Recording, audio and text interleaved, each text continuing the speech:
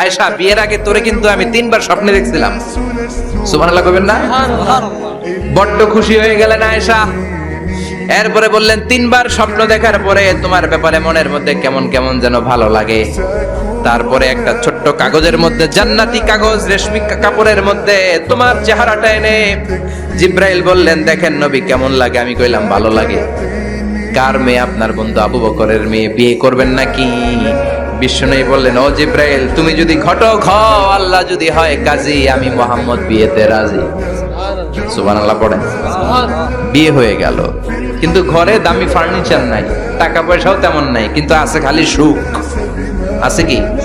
যেটা টাকা দিয়ে কিনা যায়, টাকা দিয়ে বাড়ি কিনা যায়, গাড়ি কিনা যায়, সুখ কিনা যায় নাকি? টাকা দিয়ে বিছানা কিনা যায়, বালিশ কিনা যায়, ঘুম কিনা যায় নাকি? কথা বলেন। এজন্য সুখ দেয়ার মালিক কে?